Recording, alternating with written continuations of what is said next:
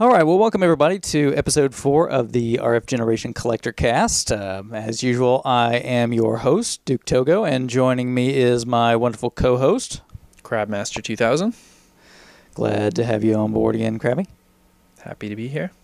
Yeah, it's been not quite a month since the last episode, so maybe we'll surprise some folks with a little bit faster going here. Yeah, let's keep it moving. Since the last time, we kind of, in the last 2 episodes, talked about online collecting and local collecting. We're going to kind of wrap some of that up here today and then get on to a new topic.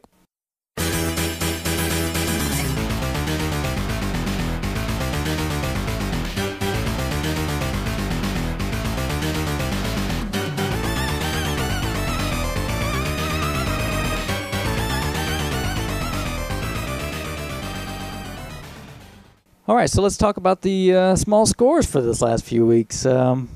Pretty impressive stuff there, huh?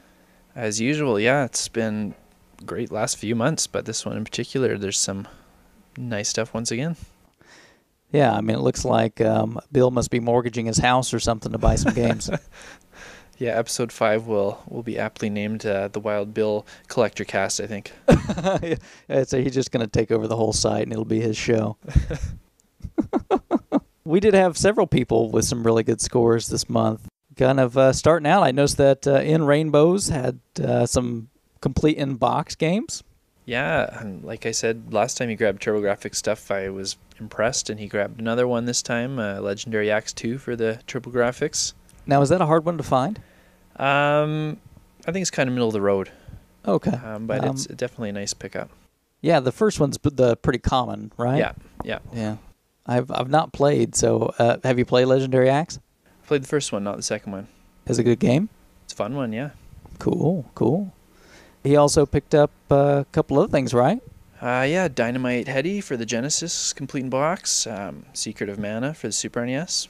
Yeah, that's a heavy hitter, right? Yeah, most people love, Super NES RPGs in general are a good score, so. Yeah, and he also picked up a couple NES titles. Yeah, some good ones. Final Fantasy, Bubble Bobble, Excite Bike, all solid titles. Yeah, you love the black box. Yeah, Final Fantasy box is one of my favorite. I love the box art on there. Really? Yeah. That is one of the fewer complete games that I own. Me too. I bought it when they were like super discounting all the NES titles at a local store. I've only ever found 3 boxed NES games locally, and that was one of them. Yeah? Yeah. I bought that one and the re-release of Zelda new on the clearance. I think I did pretty well. I think I paid like $2 a piece. Wow, nice. Yeah, I should have. If I had the intelligence not to open them, I would have been a little better off. Oh well. Also, local buddy of mine here, Hungry Moose, picked up some pretty cool stuff. Looks like he got some loose Famicom carts, some nice little odds and ends in there. Now, is that due to your nudging? Are you trying to push him into the Famicom world? No, I think, we've got some friendly competition that goes on. And, no, he's kind of been into his own thing for a little while. He likes to pick those things up. He kind of collects a little bit of everything. And one of these days I'm going to steal the boxed Gardic guide in that he has, which is the Japanese version of the Guardian Legend. Okay. But the box art on the Japanese version is so much more amazing than the crazy crap we got. Yeah, the North American one's kind of boring. Yeah, it doesn't make any sense at all when you play the game at all. But yeah, he picks up some of those kind of carts just here and there as he finds things. I don't know if it's like a super hard focus for him, but seems to be getting more into it.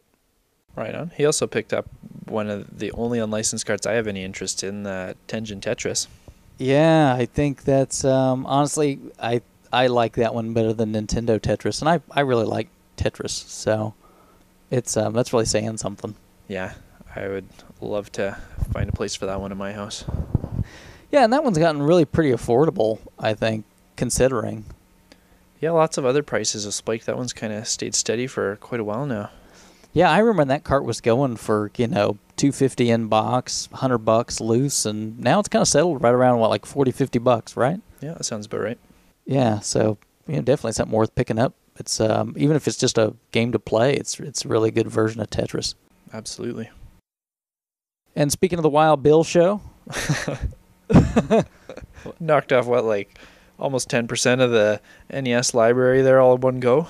You know, just piddling around, nothing to do. Yeah, well, did he get 47 boxed NES games from 10 Star? Yeah, and they look like they're all in really good shape too.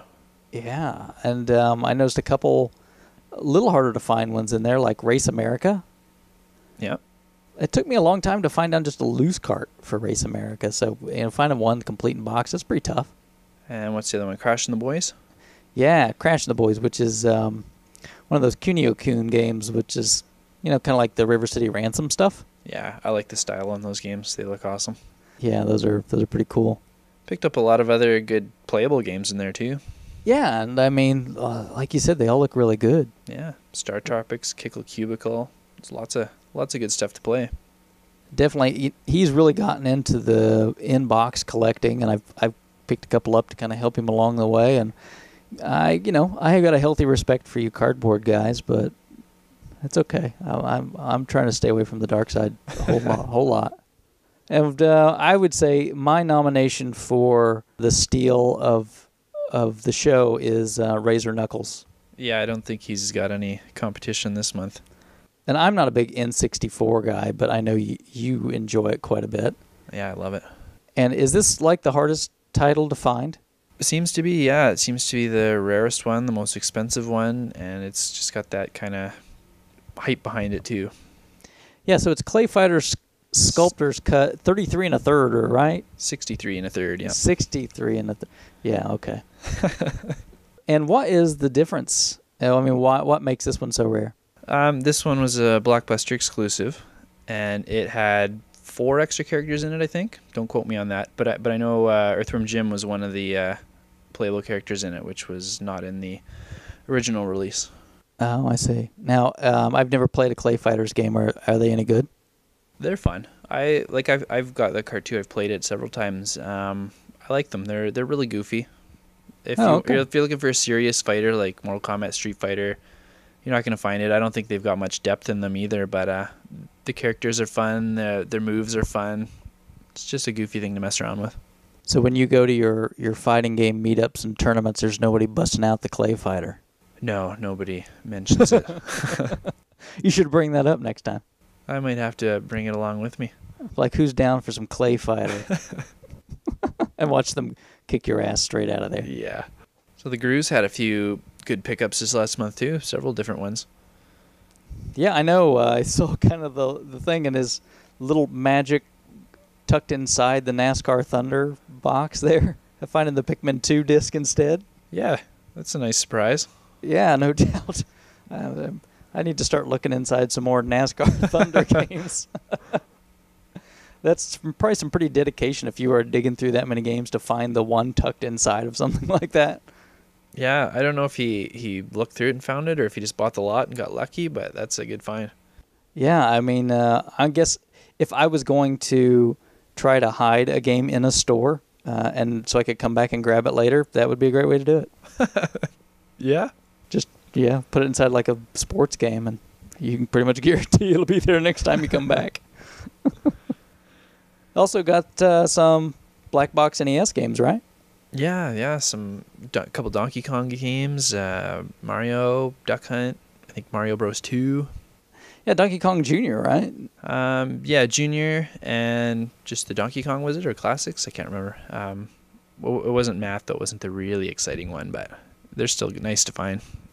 Yeah, it's a great look. And, that's the funny thing. It's so iconic. I do check in like on the Xbox Live indie games every once in a while. Mm-hmm. And everybody just completely rips off that iconic look for like the titles of their games, like the cover. So you'll always see like these, it's black box wannabe, and that's the art they're using for their game. So that's really cool. I wasn't aware of that. Yeah, pretty iconic. I've seen quite a few games do that, so definitely stands out. He picked a couple other good titles up, though, right? Yeah, among the other things, he grabbed Mega Man 5 and 6 for the NES. Both awesome titles and worth a few bucks each. Right, and 5 is the trickiest one, right? Yeah, I think so. It definitely goes for the most. Yeah, I've had my Mega Man's for quite some time. So I remember saying that one was a little bit pricier. Yeah, I'm a big Mega Man fan myself, so I made sure I had all 6 of them before I had my first 100 NES games. They're just fantastic. I mean, really, I don't know. I'm not really would feel safe trying to do a top 10 NES, but I mean, those would be in that area for me. Me too. Yeah, hands down. One of our fairly newer guys on board was Ahub 10. Looks like he found another hard to find N64 boxed game, right? Yeah, he had a few boxed ones, but the kind of gem in there was Castlevania Legacy of Darkness. Now that one is the harder to find of the ones on the N64, right? Yeah, if I believe it's a re-release of the original one with some added content to it, so it's obviously a later release is why I'm assuming it didn't do as well. Oh, I gotcha. And we talked a little bit before the show. You said you kind of enjoyed those? Yeah, I seem to be one of the few people that didn't mind the N64 Castlevania games. Yeah, I thought they were an atrocity. No, I remember when they were new playing them right through to the end. I love me some Castlevania, and those are not Castlevania. They're something. I won't say what, but... and moving on, okay, one that I am particularly a little jealous of was Red McKnight's nice boxed stack-up set for the Famicom. Yeah, that thing's beautiful. It looks like a promotional shot the way he took it. Like, yeah, awesome. That's really fantastic. I mean, I've got the stack-up cart. I don't have the little doodads for Rob. I don't know if I'll ever invest in that because, face it, the game sucks. But really cool, really neat to see that. And I kind of like on the box and stuff. Their Rob was cut a little differently than ours, and it looks pretty cool. Absolutely. No arguments here. Who else did we have here grabbing some stuff? Shadow Kisaragi grabbed a few PlayStation games, and the interesting one in there was Diablo. That one's pretty valuable these days, and it's a fun game. You don't get too many good dungeon crawlers on consoles. Yeah, it kind of strikes me that one, they even really bothered to port that to PlayStation.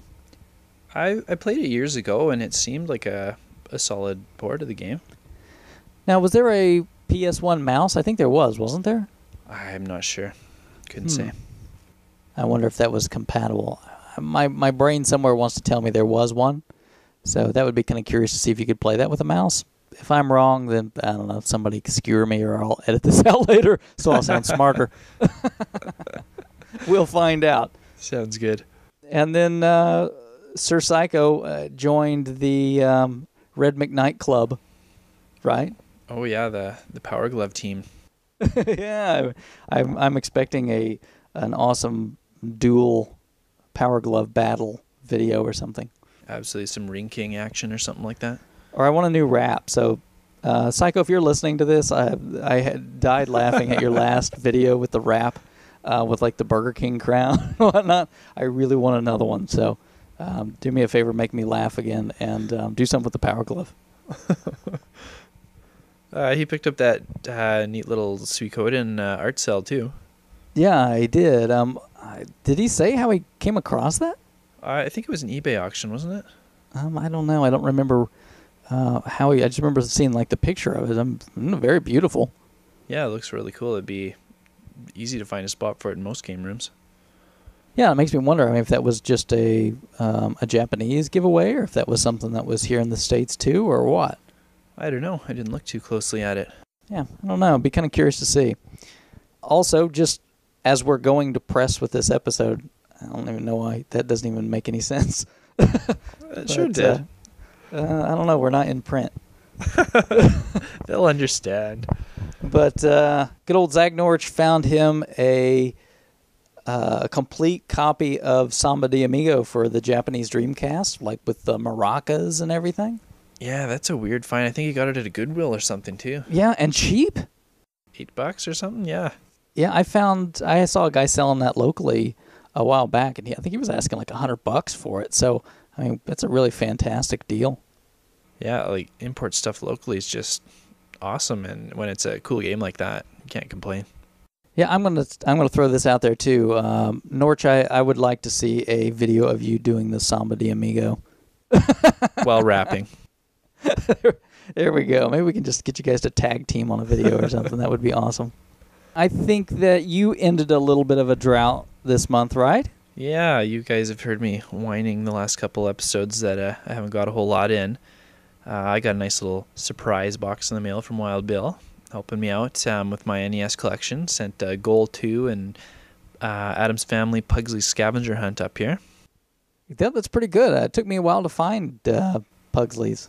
Yeah, both uncommon games, and I was very surprised and excited to open that box up. And then you helped me out. You've been hoarding a few things for me for a while, and I had you do me a couple favors too, so that finally came in, and I got my copy of Gun Knack that I ordered a while ago off eBay. And you hooked me up with that beautiful signed Assimilate, signed by the developer there, John White. John's a really cool guy, and I see him pretty regular. I'll actually see him tomorrow. He's coming over to the house, so we'll play some classic gaming, and I'll pick his brain.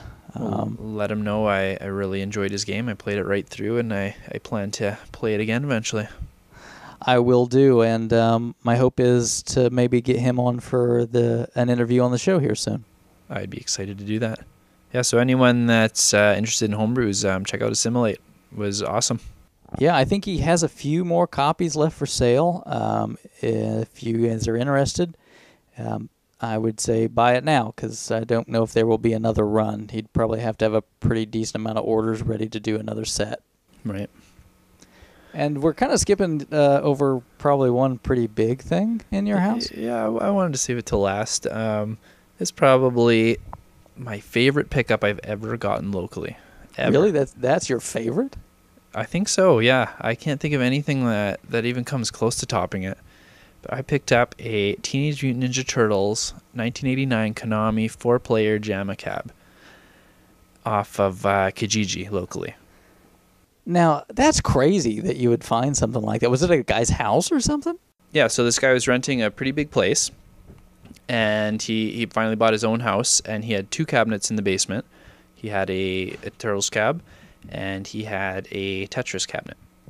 And so he had to choose which one he wanted to take to the new house with him.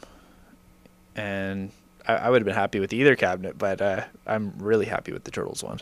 Yeah, that's what I'm saying. So he chose poorly. Well, I think his choice was influenced by a couple issues that the cabinet had, like 2 of the coin mechs weren't working, and the wires were crossed for some of the characters. So like you'd put a coin in slot 1, it would give a credit to character 3, and then when you played with character 3, you'd be playing with actually character 4. Yeah, but that's probably just swapping some connectors on the JAMA board, right? Yeah, I spent an hour cleaning it up, and I've got it all running now. So I don't know if he just didn't know what to do or not, but it was an easy fix, and I think I got it for a decent price. I'm really happy with what I paid, which was $450.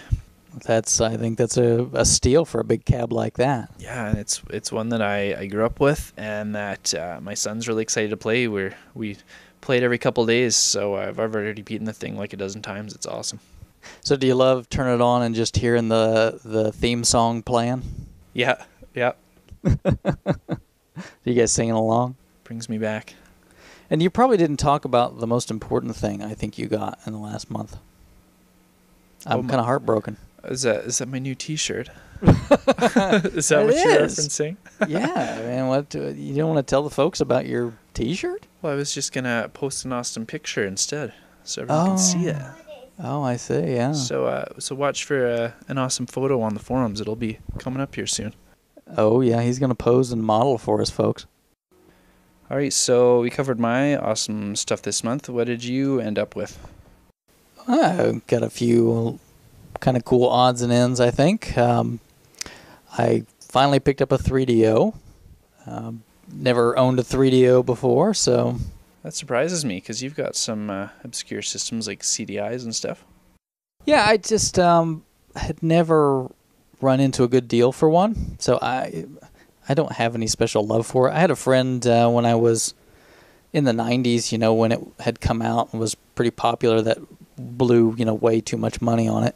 and had a bunch of games for it. We'd go over his house and we'd play, but it always struck me as like one of those systems where it's like couldn't really figure out how to be a good game system. It was okay. So I never had any kind of secret love for it, but I just got a great deal, and I had to snag one, and it works great. So I hope to maybe find a couple of decent games to give a shot on it. Right now I've just got Madden, so yeah. Yeah, nothing says exciting like really old Madden football. But hey, I know it works. I guess that's the important part. There you go. Also got a little package from you.